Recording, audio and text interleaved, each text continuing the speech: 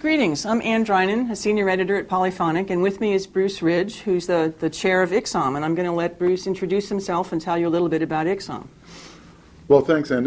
I got to say, it's great to see you again. You know, it's been a while since we've seen each other. I think the last time may have been in Los Angeles. Los Angeles, I think, at a Lee conference. So it's great to be here with you today. I am a bass player in the North Carolina Symphony, and as you said, I'm also the chair of ICSOM. How many years have you been playing in North Carolina? You know. Funny you should ask. Is that a secret? It seems like that's something I should know, doesn't it? I think 20 years. I joined in 1987. But prior to that, I joined the Virginia Symphony when I was 15. So I've been doing this now for nearly 30 years. How can it be true?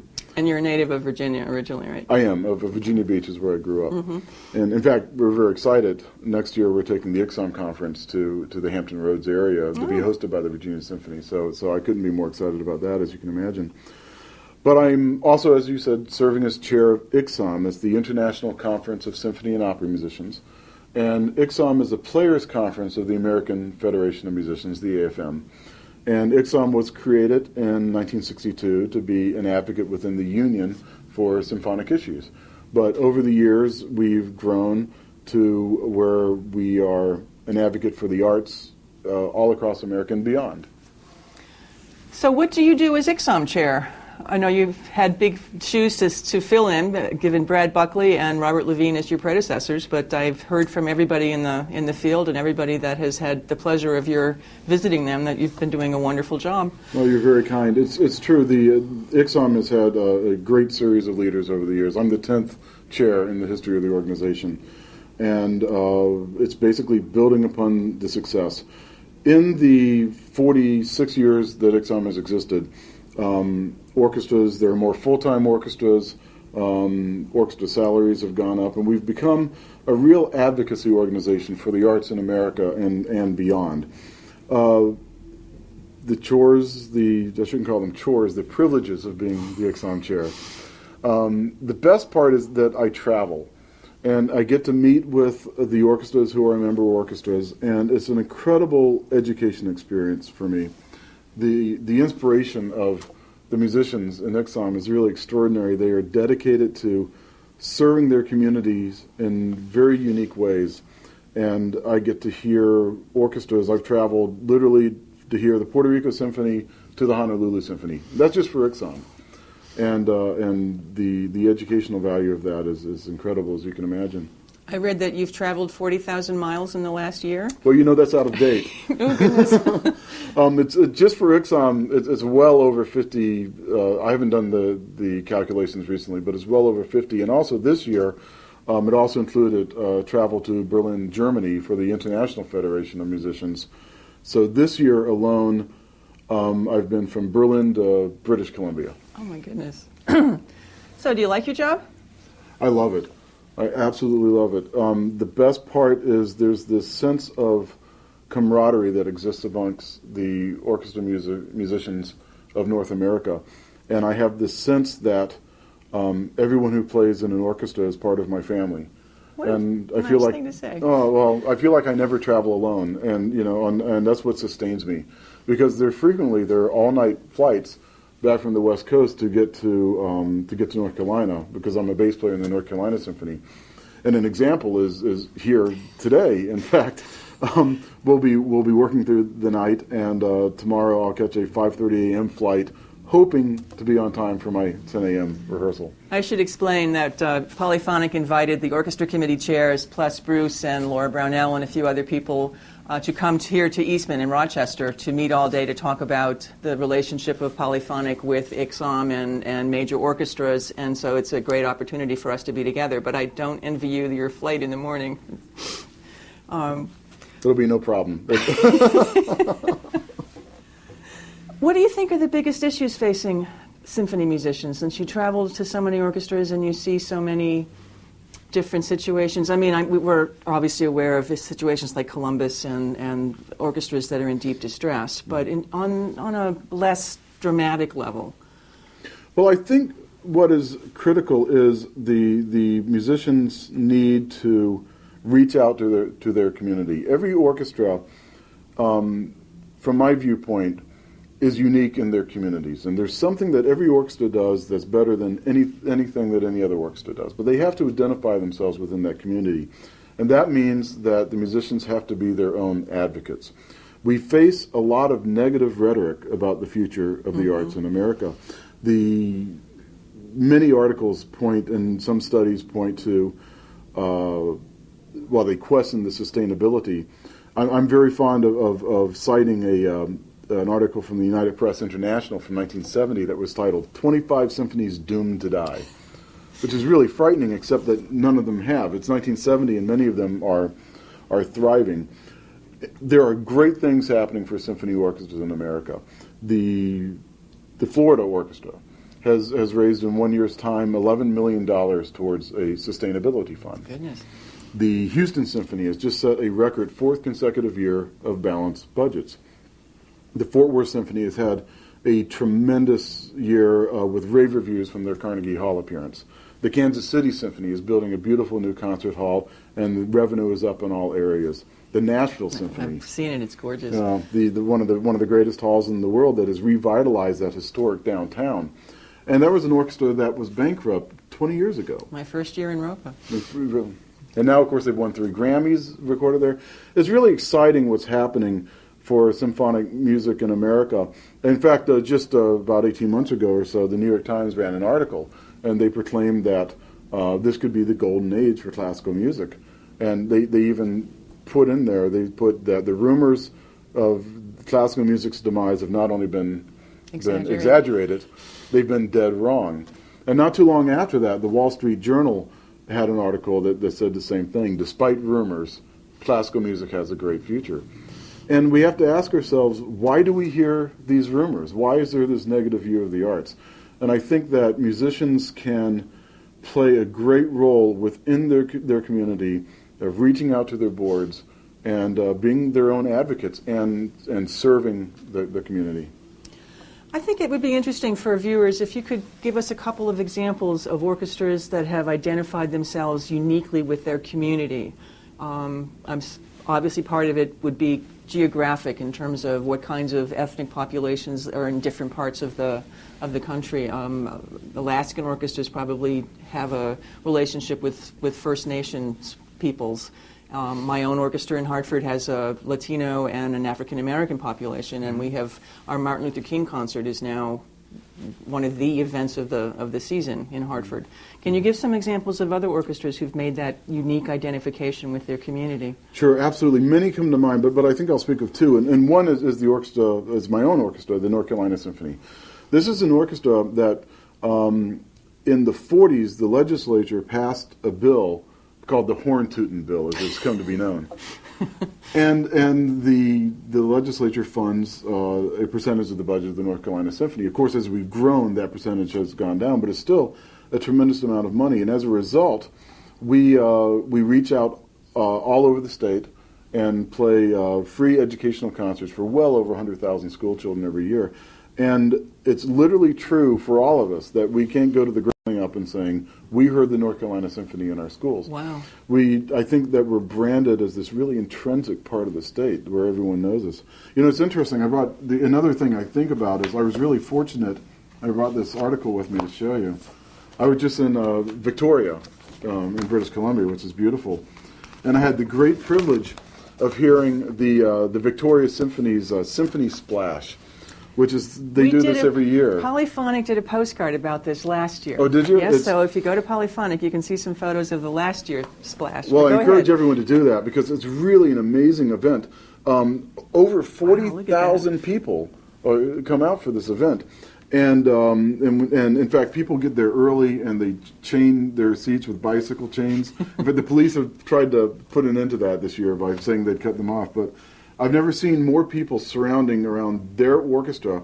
And how I think they've really reached out to the community is one of the pieces they commissioned.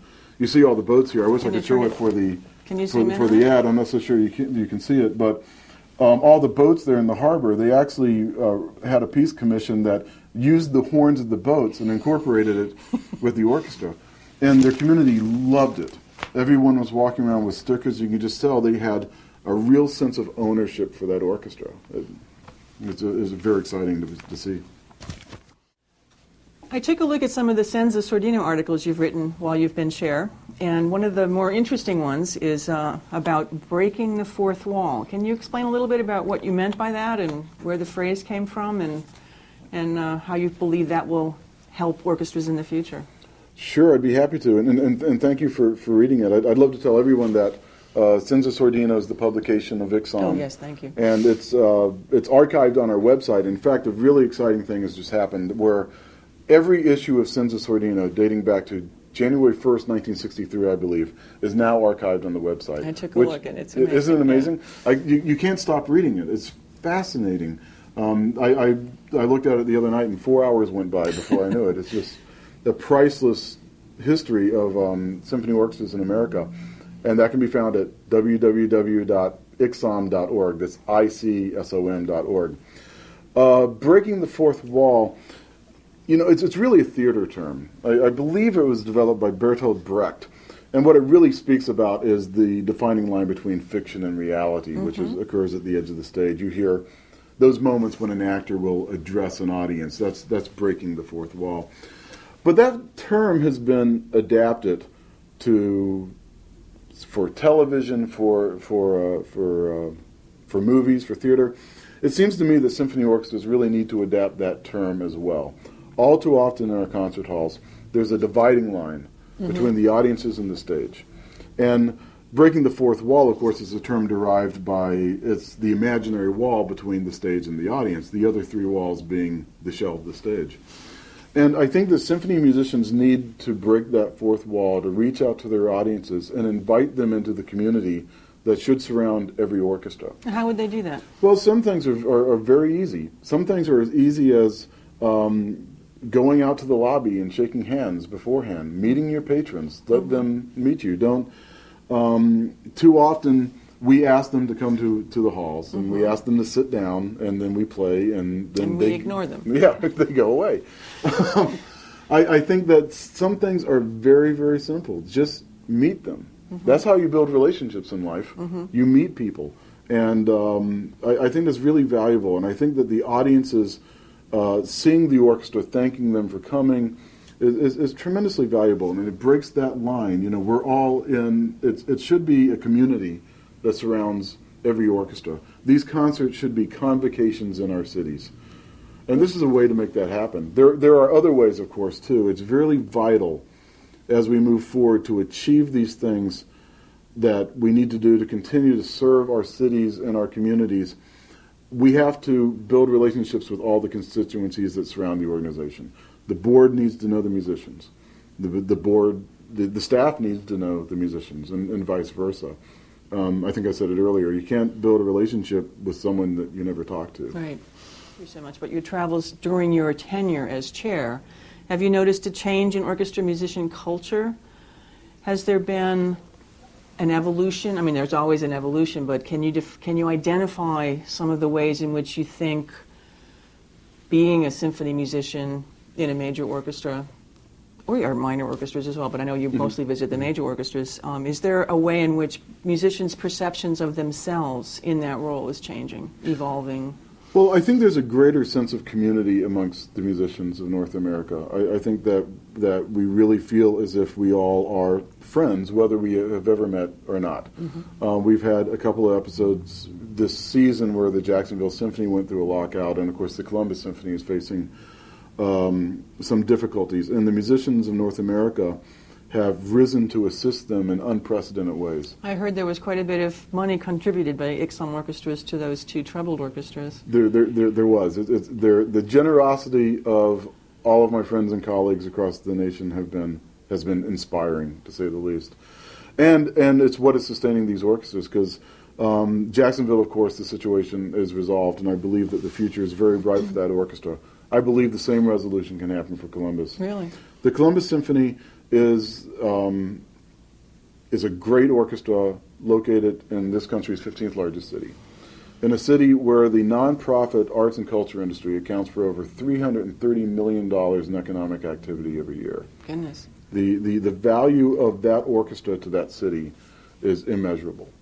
And I believe that the musicians will be back on stage serving their community in the way that they did over the summer. They produced their own concerts to thousands of people who showed to support. So that's what I've learned. I've learned that the musicians of our orchestras are truly part of something bigger than themselves, something greater than themselves. They're aware that we are all friends performing at the same time on the same nights, having these same experiences. And for me, it's just incredibly inspirational. And the other thing I'd like to point out is that the quality of orchestras in America is astoundingly good. Yes. We all have taken trips to hear the New York Philharmonic, the Chicago Symphony. We all know how great those orchestras are. But I'm here to tell you that the San Antonio Symphony is a great symphony. The Oregon Symphony is a great symphony. The North Carolina Symphony. The North Carolina Symphony is a great symphony. Thank you.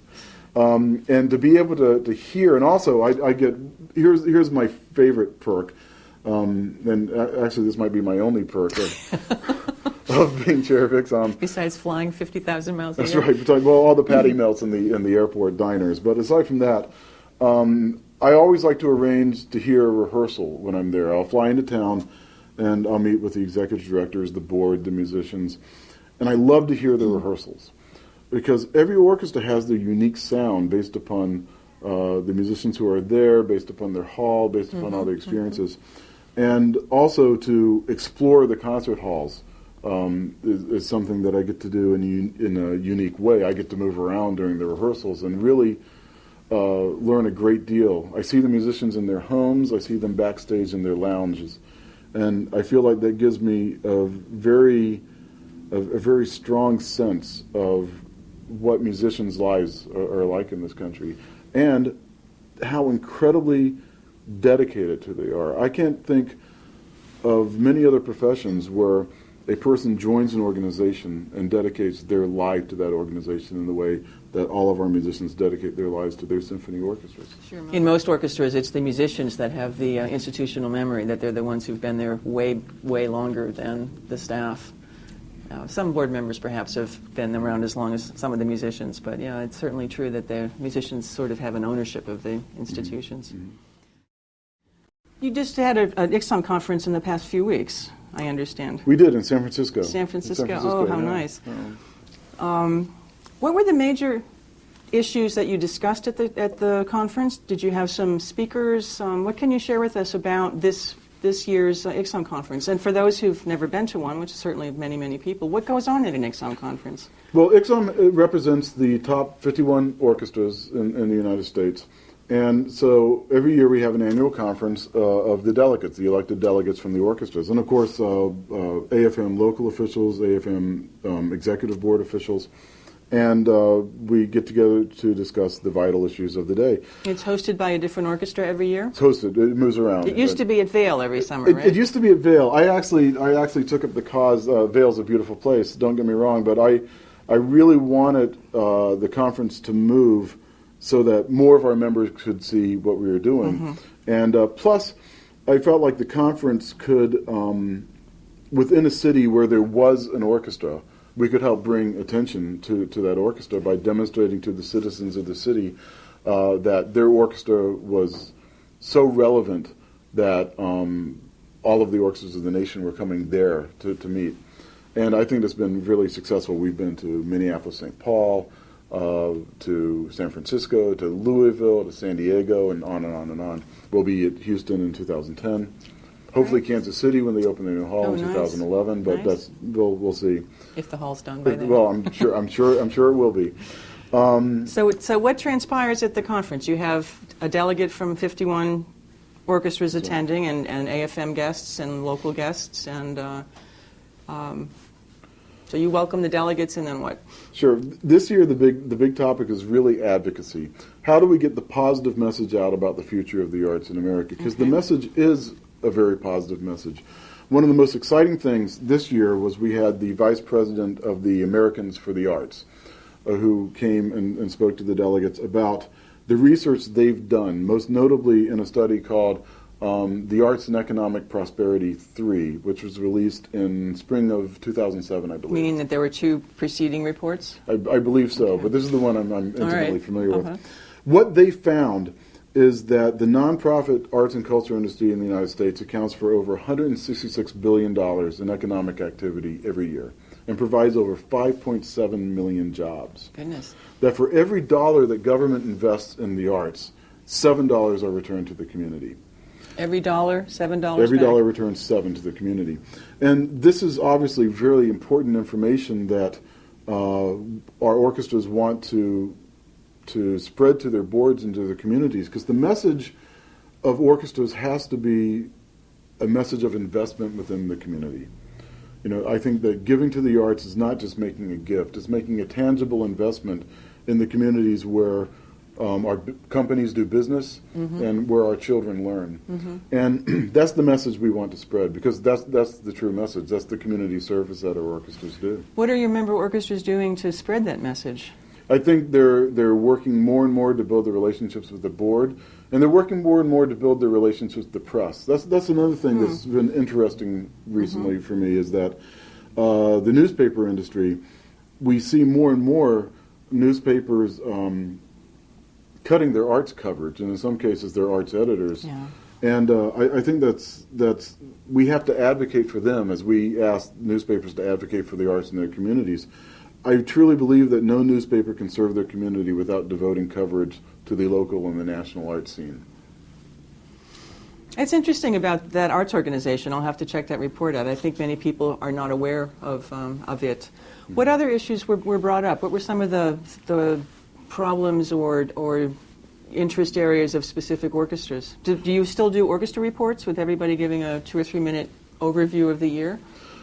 Only where specific orchestras have issues to report. You know, luckily it's such a strong network of communication. You know, we have e-lists, so everyone is in touch. Why don't you with what's explain a little happening. bit about how you all of the member orchestras keep in touch? Well, there are several ways. One, obviously, through our publication Senza Sordino. Two is we have a news list called Orchestra L, Orchestra-L, and that's eligible. Anyone who's a member of the American Federation is eligible to subscribe to that, and you can find how to do so on our website. And I encourage you to do that, because it's just an incredibly valuable source of information. I'm a subscriber, and I would agree. Daily reports come in. Many. And of course, maybe more than you need to read, but it's easy to hit delete, isn't it? Well, but it's great to just to store them and go back and take a look at them later. Yeah, it's a really, really valuable. We also have an internal list, Delegate L, where the delegates, and that's only open to delegates, and that's where they can ask questions about, you know, situations in the daily workplace that occur. This year, another exciting thing that occurred is that the delegates really expressed a desire for ICSOM to become a stronger advocate for education. And as a result, we've created for the first time an ICSOM Education Committee. And we'll be working to try to spread this message of the value of education in our communities as well. The value of classical music and arts in all areas of education are very well documented and very well known. And we're going to do everything we can to spread that positive message about yet another community service that our orchestras provide. What are the challenges coming forth for next year? Where is the governing board going to be spending most of their energy, besides obviously keeping in touch and communication and all the things that you normally do, plus flying 50,000 miles again? But I mean, every year or two, a different animal head emerges as, oh, this is a trouble spot, a potential trouble spot, or something that every orchestra seems to be experiencing a little different flavor of, and ICSOM is often a place where you can flesh out exactly why is this happening, or I mean, do you see such a... Well, I think that, as in all things, the future is revealed to you. This time last year, the orchestras that I was concerned about as they reached their settlements weren't the ones that ended up being the trouble spots. You know, so you never know what's going to happen. We will react to situations as we're needed, but primarily our mission is going to be continuing to spread the positive message about the future of the arts in America. And I will travel and write literally without rest at times. You write very eloquently, I must say. You're very kind. You're very kind.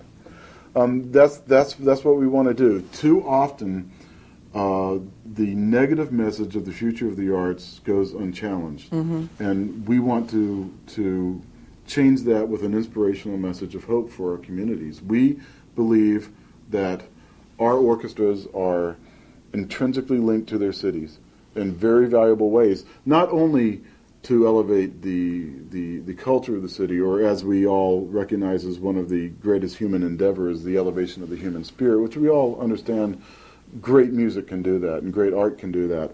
But we also feel that, in fact, there's financial benefits for the arts in our cities. Orchestras are used as an enticement for cities, businesses to come to our cities. And we need to get that message out. There is too often a sense that somehow governmental grants to the arts or donating to the arts is somehow akin to throwing sand into the ocean.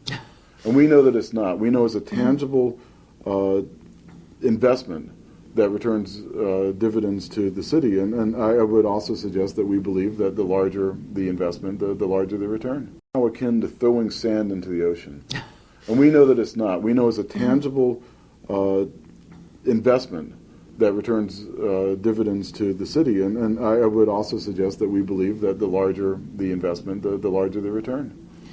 Do you have plans for getting that message into the national press? I understand that every orchestra needs to work with their local press and their board and their staff to work for that message to be understood by the local community. But what about trying to get a national presence about that? Have you talked to the league about possibly having them pick up that message and work with you on it? And how about the New York Times? Sure. We're always looking for partners for the arts advocacy that we seek to do to spread this positive message. And one of the most exciting relationships we're building is with the Americans for the Arts that I mentioned earlier. They're one of the organizations that are truly doing a national arts advocacy campaign, which is something that we've always sought. You may have seen some of their ads. They're in the glossy magazines like Time Magazine and Newsweek. Their theme is Art, Ask for More. And there'll be an example of, they'll say that arts education is being cut in schools, and there'll be a picture of Martha Graham, and it'll say, no wonder so many people think Martha Graham is a snack cracker. You know, there's clever ads that really grab the attention. They've also recently started PSAs for radio spots, and there are some incredibly funny and clever television ads that will be out there soon that we were privileged to see at the ICSOM conference. So we want to build that relationship. We want to build the relationship with the Music Critics Association of North America, and basically anyone who will help us spread the positive message of what orchestras can accomplish. That's what we were looking to work with. I'm going to shift gears a little bit and ask you to take a look back. You're the 10th chair of ICSOM, and ICSOM is celebrating its 45th year? 46. 46th year. Julie Ayer of the Minnesota Orchestra has written a history of the labor movement, which is really basically a history of ICSOM, labor movement of symphony musicians.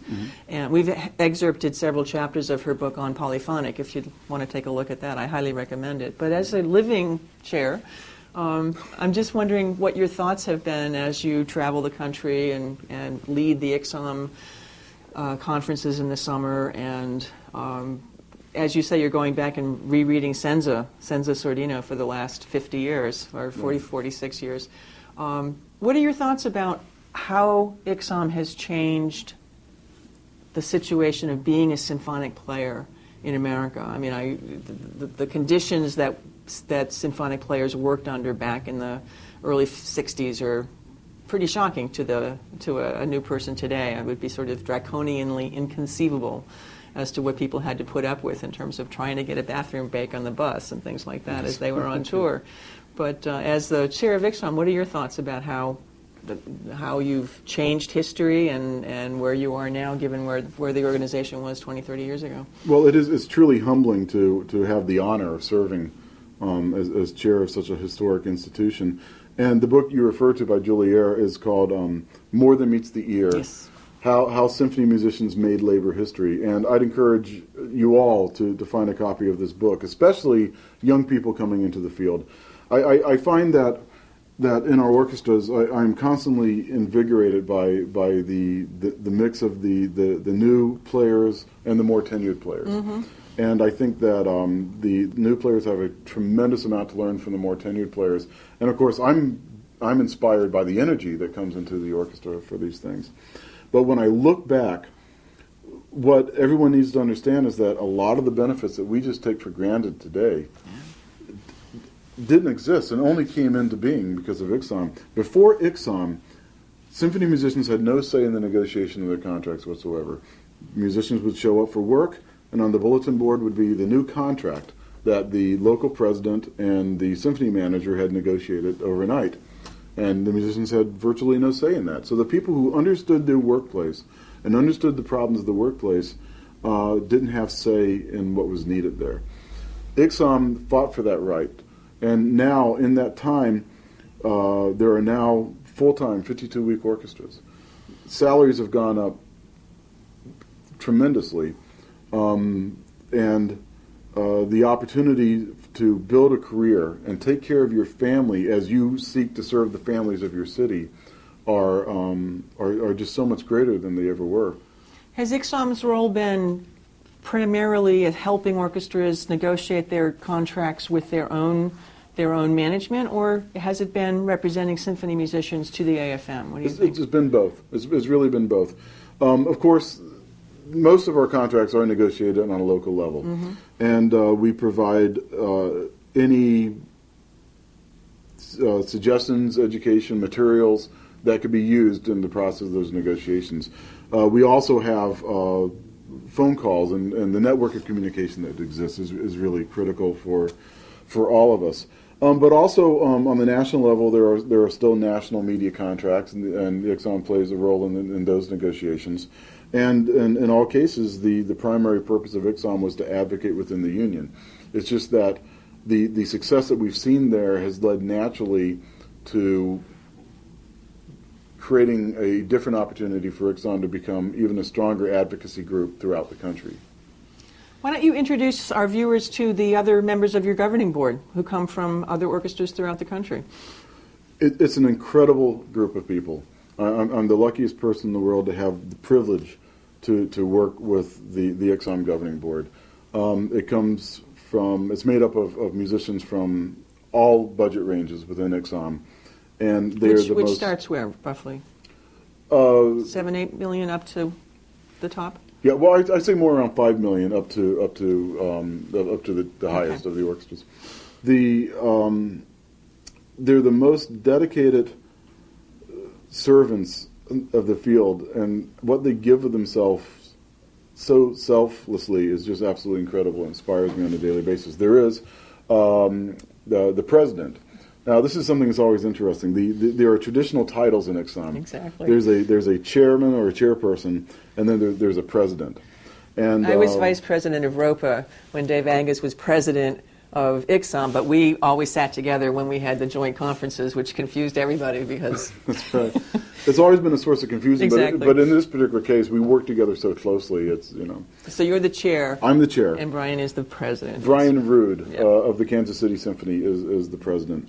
Then there's Laura Ross, who's the secretary from the Nashville Symphony. Then there's Michael Moore, treasurer from Atlanta. The editor of Senza Sordino is Richard Levine from San Diego. And then we have members at large that serve. We divide the orchestras up so they have a more immediate contact to the governing board. So each orchestra is assigned a member at large? That's right. Okay. That's right. And it's Kathy Payne from San Francisco, Meredith Snow from the Los Angeles Philharmonic, Paul Gunther from the Minnesota Orchestra, and Matt Comerford from the Chicago Lyric Orchestra. And what are the duties of the members at large? Basically, they're a conduit of information from the delegates to the governing board. Of course, they're all welcome to call me directly anytime, mm-hmm. and they do. I'm sure. And that's the best part about the job. It's true. I tend to get about 100 emails a day, and so ICSOM related. ICSOM related My emails. Goodness. So, but I love it. I love hearing from my colleagues, but the members at large will help us spread information sometimes in a faster way, mm-hmm. and it's just another avenue for the delegates to make sure that the delegates feel that they have one-on-one connection with the governing board, so we can know what their concerns are, if there's a difficulty in their orchestra that we can help with. Do you have meetings in person throughout the year, or do you do it all by phone or email, or how does the governing board govern? We have at least one face-to-face meeting, our midwinter meeting we call it, and that's very valuable and action-packed, as you can imagine. And then we have at least monthly phone calls that tend to go into the very wee hours of the morning on the East Coast. Oh, sure, because you have to accommodate the West Coast people. And, of course, it's really critical that I mention our distinguished ICSOM legal counsel, Leonard Leibowitz, who is a legend in this field, to say the least, and who I'm very privileged to work with very closely. Well, Bruce, we've been talking exclusively about you as ICSOM chair. Tell us a little bit about yourself as a bass player and what you like to do in life and your philosophy of whatever. Well, I've always played the bass. Music has always been a great obsession of mine. How old were you when you started? Well, I was about 13 or 14. I guess you can't play the bass when you're 5. You have to wait till you're a certain size. I had a great teacher in the public schools in Virginia Beach, Virginia, and he got me a fiberglass bass. And one time a hole got punched in it, so I took it down to the 17th Street surf shop and had the surfboard guys repair it. I still have that bass. Yeah. Can you still see the hole? Yeah. They did an okay job, but it was the first one they'd ever done. I don't play it too much anymore, but just for splash concerts. Right? That's right. Then I was fortunate. I had great teachers and great mentors, and I joined the Virginia Symphony when I was 15 years old. Wow. And what was great about that is my parents were so supportive. Every musician has some story of parents who have made sacrifices to allow them to do. My parents were just incredible. I was in the orchestra before I was old enough to drive. So they had to drive me to every rehearsal. You and the bass. And me and the bass in their van. And I'd come out of Chrysler Hall in Norfolk, Virginia at 10 o'clock at night, and my mom and dad would be sitting there holding hands, waiting for me, listening to the radio.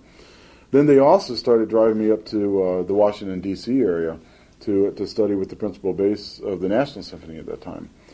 And after that, I went to the Curtis Institute and then the New England Conservatory. And then in 1987, I joined the North Carolina Symphony. What do you do when you're not traveling for ICSOM and playing the bass? Or do you have any time at all? When would that be? I have to tell you honestly. Think back to before you were ICSOM chair. I have to tell you that there are days that being chair of ICSOM, compared with playing full-time in a major symphony orchestra, literally it's a 20-hour-a-day job. And I push myself as hard as I possibly can because I really believe in this message. I really believe in what these musicians are doing. In my travels, to see just how dedicated these musicians are to serving their communities, I never grow tired of doing this work. And there's a positive message that has to get out there, and I'm determined to get that message out. Do you have any thoughts about how orchestras can get more of their symphony musicians involved in advocacy, involved in serving on committees?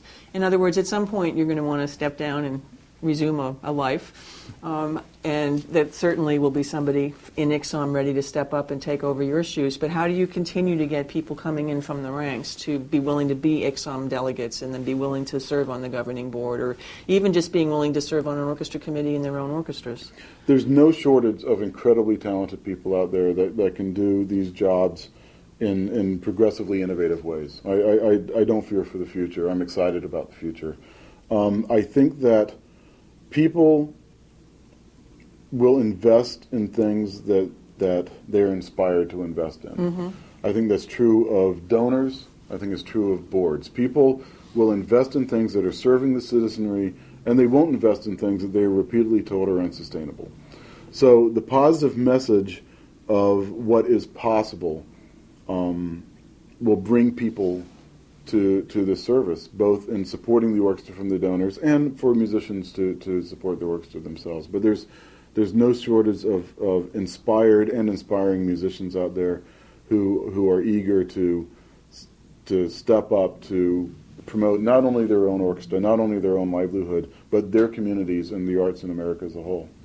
So even so, the musicians who would say, it's my job to play the notes, it's the board's job to raise the money, there's obviously still some of our colleagues who firmly believe that. You have a sense that there are also many musicians who are willing to step up and serve on committees and take an active role in the advocacy that seems so important for our symphonies to survive. Sure, those 2 points aren't mutually exclusive, though. Okay. I think it's true. We do play the notes, and they do raise the money, but it doesn't mean that the board can't create an environment for a workplace that is conducive to great performance and great music making. Mm-hmm. I saw a memo from a manager one time who asked the orchestra to smile more. And I always thought that if you wanted... He wrote a memo to the musicians? Okay. I always thought if you really wanted the orchestra to smile more, that creating a happy work environment would be the positive way to go. I think that all of our orchestras are microcosms of our community. And the way we can build those relationships is just to get to know each other better. The board, as I think I said earlier, the board should know the musicians should know the board, the musicians should know the staff. Right. All of these things are conducive to fostering a positive atmosphere for cooperation when we agree and positive debate when we don't, which is inevitable, and there's nothing wrong with that. Mm-hmm. You know, we live in a society that too frequently values discord over debate, but we can certainly change that and have honest debate and find our areas of agreement within our organizations. Looking for common ground. Absolutely. The boards and our audiences should feel a sense of ownership for their symphony. Mm-hmm. And in order to receive that, we have to reach out to them. We can't just ask them to show up and then donate their money. We have to invest in them as well as we ask them to invest in us. Well, I want to thank you, Bruce, for agreeing to have Polyphonic interview. I think it's been a wonderful asset to all symphony musicians to have you as chair of ICSOM. Your message is one of hope and of community and of, indeed, finding common ground. So. Well, you're very kind. It's a pleasure. Always great to see you. Thanks, Bruce. Thanks.